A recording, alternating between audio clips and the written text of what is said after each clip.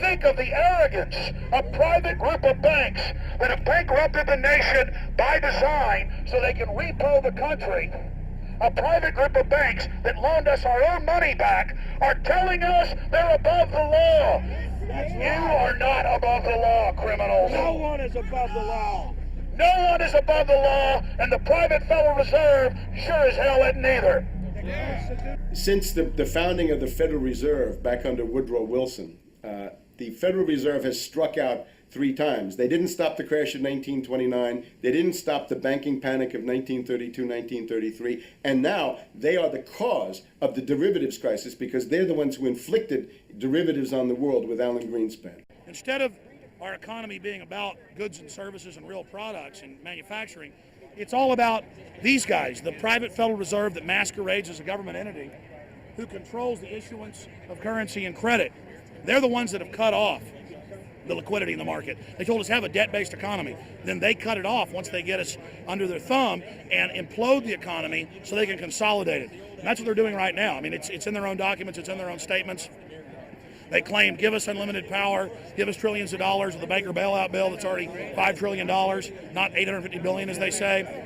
And we'll get the economy going, but they're hoarding the money and buying up other banks that aren't part of the Federal Reserve, buying up insurance companies, buying up roads, infrastructures, media empires, defense contractors. What the banks do is they implode an economy by cutting off credit, and then once things really fall to a low, and they know the low because then they buy everything up and start then putting more money back into the economy, and then they build it back up. So they build us up and then shear us, build us up and shear us. And they're getting ready. All over the world, they're always shearing some country, imploding it. Comes out in their own IMF and World Bank documents. That's just a foreign arm of the same cartel. And these are the people who claim to be the saviors of the economy, the people who have created every important crisis in the past 100 years, the Federal Reserve. So it's illegal, it's unconstitutional, and it's a failure. And I think the failure is what everybody can see right now. Yeah, what they do is they make you think Clinton's evil in running things. Then, oh, Bush will save us. And then, oh, Bush was evil. Now we'll be saved by Barack Obama, but he's just a puppet. But as we get deeper into this phase, when they implode the economy, they have all the money and all the control. But they also like to pose as the savior. So Obama is meant to be the savior during the Depression, and he'll save us with a 1 million person, he said, is bigger than our military, domestic spy force, a 3 million person environmental spy force. So giving people these jobs to be government bureaucrats and spies to go out and manage the other 290-something million Americans. And so this is classical fascism. The communists also do it. Any vertically integrated command and control authoritarian system does this. So they're openly following what the same group of banks did in Germany, Russia. It's in the Communist Manifesto to have a private central bank because the private central bankers actually wrote the ideas that they had Marx and Engels put out. People go, well, why would the banks want communism? It doesn't exist. They rape us, they consolidate us, they put us into work brigades, they make us slaves, and they say it's a people's paradise. Look at it, boy, you're really doing good. And then they transfer all the wealth of the nation offshore. The globalists are outside all the nations. That gives them safety, and they play countries off against each other. And so that's what we're facing and dealing with. And so they're bringing in classical, hardcore tyranny in the U.S., but we have the internet. We've grown our numbers. The alternative media has exploded. That's why they're trying to move in to shut down and regulate and tax the web, but it's too late for them. They're playing in the 19th century, 20th century rules. It's 21st century, the century of resistance to tyranny. And so it's going to be one hell of a fight with the people and free humanity on one side and the New World Order on the other. And every one of you out there counts, needs to be involved in this fight like nothing you've been involved with before, because this is life and death. Everything depends on exposing these people. Everything depends on showing the people that this is the New World Order, this is the criminals. We're dealing with the king rats here, the people that are carrying out tyranny worldwide. And either they fall or we fall. Either worldwide darkness and a new age of tyranny and oppression and with a scientific overlay, or a new age of liberty and freedom and a new renaissance. The choice is the people's out there. Okay, we can tell you what's going on. You can check it out for yourself and find out it's true. But don't wait. Investigate now. Get involved now. Go out there and reach out now. We don't have time. If you're looking for the solution, look in the mirror. Look right into the mirror, because you out there, men, women, old, young, black, white, doesn't matter. It's going to be up to you. If they win, or if liberty succeeds and the people have a chance of having any future. These are cold-blooded eugenicists. These are cold-blooded people who think they're God, think that they're our masters, that think that we're animals. These are the guys that funded Lenin and Stalin and Hitler and Mao. These are the guys, it's all on record, that bankroll this stuff. They are hardcore vicious, and they must be resisted. Up until about the Kennedy assassination and the beginning of the war in Vietnam, the United States is a very powerful engine for world progress. It's the assassinations, the Kennedy assassination, and the others in the 1960s, the beginning of the Vietnam War, and the beginning of the absolute domination of the Wall Street Group over every other interest. Nobody else counts except the Wall Street money masters. That has now made the United States into no longer a force for progress, but something very different, often a force for destruction in the world. That doesn't need to remain that way. The interest of the American people is to fight to take your government back from Wall Street and make the United States a force for progress in the world, which we easily could do if we could just break the power of the people behind Obama. The main banks of Europe, which were started by Adam Weishaupt and Rothschild, the Banque Nationale de Paris, the Bank of England, the Bank of Italy, have all financed the messianic and war leaders of the last 200 years. Napoleon, Lenin, Stalin. They backed Adolf Hitler.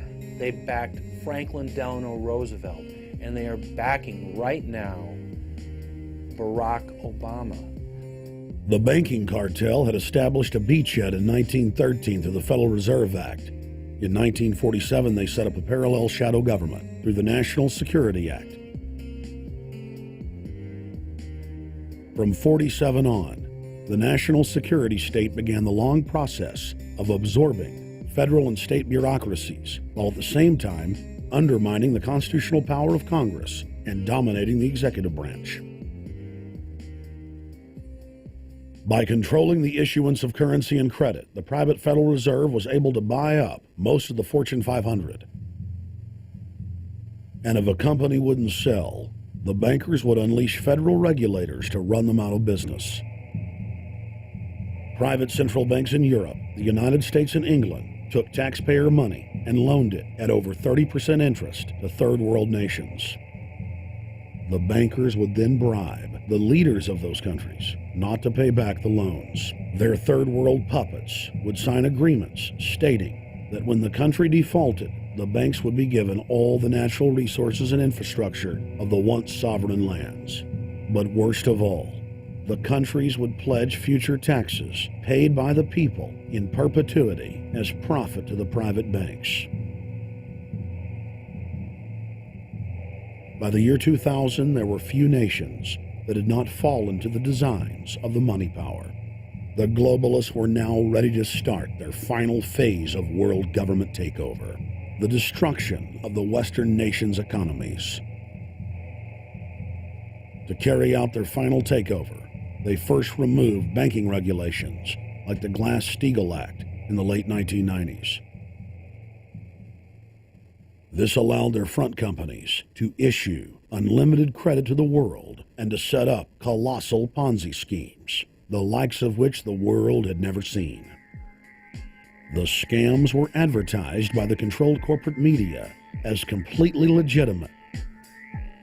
Because of the fantastic returns, private investors, corporations, state and local governments invested heavily. They had taken the bait, hook, line, and sinker. To destroy confidence, in late 2007, the bankers themselves began to badmouth the scams they had created. Next, the central bankers cut off the tsunami of fiat money that they had been using to pump up the bubble. When Congress and the public refused to write the finance oligarchs a blank check, the bankers began to engage in financial terrorism. They said that the world would go into another Great Depression unless their demands were met, further destroying confidence. The stock market instantly had its biggest one-day loss in history, but even that wasn't enough to force Congress to capitulate to the offshore banks. Senator Inhofe of Oklahoma and Congressman Brad Sherman of California, amongst others, told the world that the entire Congress had been threatened with martial law by the White House and the Treasury Department if they didn't pass the so-called banker bailout bill. The only way they can pass this bill is by creating and sustaining a panic atmosphere. That atmosphere is not justified. Many of us were told in private conversations that if we voted against this bill on Monday, that the sky would fall, the market would drop 2,000 or 3,000 points the first day, another couple thousand the second day, and a few members were even told that there would be martial law in America if we voted no. That's what I call fear-mongering. Unjustified.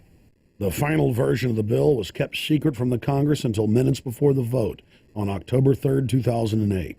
The Federal Reserve had promised total transparency, that every dime would be accounted for. To Democrats and Republicans who've opposed this plan, I say, step up to the plate. Let's do what's right for the country at this time, because the time to act is now, to prevent the possibility of a crisis turning into a catastrophe.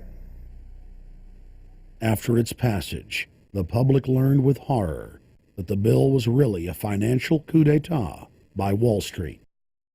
The bill didn't just give $700 billion to the banks. It was a blank check. And as of February 2009, $9.7 trillion has disappeared into a black hole.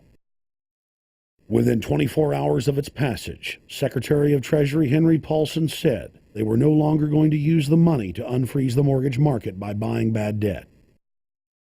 We went to Congress. Illiquid assets look like the way to go. As the situation worsened, the facts change. I will never apologize for changing an approach or strategy when the facts change. Paulson has, in the meantime, admitted that the subprime mortgage crisis is not the cause, really, of the breakdown of the entire world banking system and the bankruptcy of most of the banks in London and in Wall Street. He said, oh, we're going to buy up toxic assets, but we're not going to worry about subprime mortgages. What he's talking about is derivatives. Derivatives are the center of the crisis. He went on to say that where the money was going was a secret. I believe that banking institutions are more dangerous to our liberties than standing armies. If the American people ever allow private banks to control the issuance of their currency, first by inflation, then by deflation, the banks and corporations that will grow up around the banks will deprive the people of all property until their children wake up homeless on the continent their fathers conquered. The issuing power should be taken from the banks and restored to the people, to whom it properly belongs. Thomas Jefferson, 3rd President of the United States. Secretary Paulson came in with the Vice President and Fed Chairman Bernanke and made all these assurances that there was absolutely a critical, immediate need to get rid of the corrosive derivative products, all the different names for this, ubiquitous, sub-S, retraded credit default swap, blah, blah, blah, blah, okay? But they talked about them as though they knew what the hell they were. You got the money and you immediately said, what items, what auction? Now the Treasury just basically cut that out of the bill. And what we have here is a situation where banks are hoarding the money that they're getting from the TARP. They're using the money to purchase other banks. And all of a sudden, the Treasury sent a signal to the banks, forget about it. We're going to give you the money that you want, and you do what you want with it. Unless you direct it specifically, it's not going to happen. I don't think anyone questions, Mr. Kashkari, that you're working hard.